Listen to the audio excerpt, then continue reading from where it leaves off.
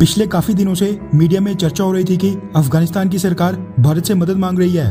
भारत ने 3 C-17 Globemaster transport aircraft में अफगानिस्तान की सिक्योरिटी फोर्सेस के लिए हथियार भी भेजे हैं और पाकिस्तान तो ये आरोप लगा रहा था कि अफगानिस्तान ने भारत से सेना भेजने को भी कह दिया है। वैसे तो अफगानिस्तान के भारत में एम्बेसडर फरीद मामूनजे ने क्लियर कर दिया था कि उनको भारत के ट्रूप्स की नहीं बल्कि भारत की ट्रेनिंग और बाकी टेक्निकल सपोर्ट की जरूरत पड़ेगी।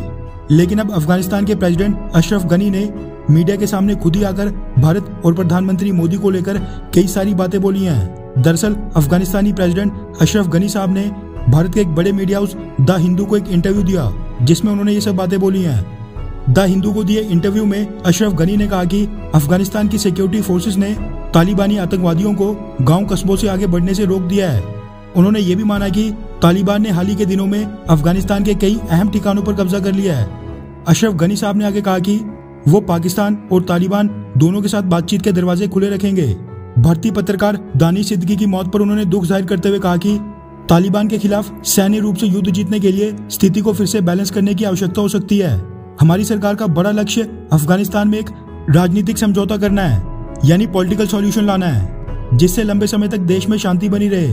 उन्होंने जोर देकर कहा कि वो अल्जीरिया, इराक, सीरिया, लेबनान और यमन जैसे देशों के भाग्य से बचना चाहते हैं जहां आज भी संघर्ष जारी है। यानी उनके कहने का मतलब है कि जैसे हालात अल्जीरिया से लेकर सीरिया में है वैसे हालात अफगानिस्तान में कभी नहीं बनने चाहिए। अगर आप ये सोच रहे हैं कि भारत से सैन्य सहायता मांगने पर अफगानिस्तानी प्रेसिडेंट अशरफ गनी साहब ने क्या कहा, तो आपको बता दूं कि अशरफ गनी साहब ने तालिबान के बढ़ते हमलों के खिलाफ भारत से सैन्य सहायता के लिए कहने से जोरदार इनकार कर दिया है। उन्होंने कहा कि भारत अफगानिस्तान के विकास में सच्चा भागीदार है। तालिबान को हराना हमारा काम है। अफगानिस्तान में अंतर्राष्ट्रीय गठबंधन या किसी भारी देश की सेना का इस्तेमाल करने का समय अब खत्म हो चुका है। यानी फिलहाल के लिए इंडियन आर्मी के जवानों का अफगानिस्तान में उतरने का सवाल ही पैदा नहीं होता है।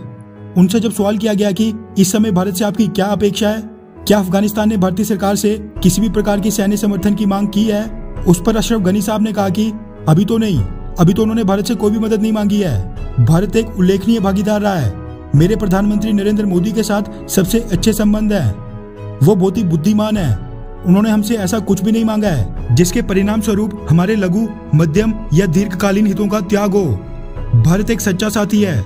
अशरफ गनी ने भारत की तारीफ करते हुए कहा कि भारत वो देश है जिसके साथ हमारा व्यापार संतुलन सकारात्मक है। भारत अफगानिस्तान में जिसके लिए खड़ा है वो है सलमा डैम, संसद भवन और अब भारत की मदद से शाहतूत डैम और ट्रांसमिशन लाइन को भी बनाने का काम जारी है।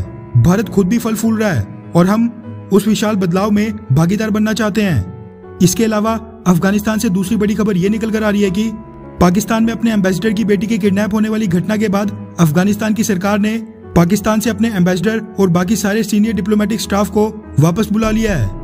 खैर, वैसे आपको क्या लगता है कि भारत को अफगानिस्तान में अपनी सेना उतारनी चाहिए या फिर अफगानिस्तान की सिक्योरिटी फोर्सेस की बाहर से ही मदद करनी चाहिए? नीचे कमेंट करके अपनी राय जरूर बताएं। अच्छा सुनो, चैनल को सब्सक्राइब करो, उसके बाद घंटी बजा देना ताकि अगली वीडियो आपसे मिस ना हो पाए। Thank you.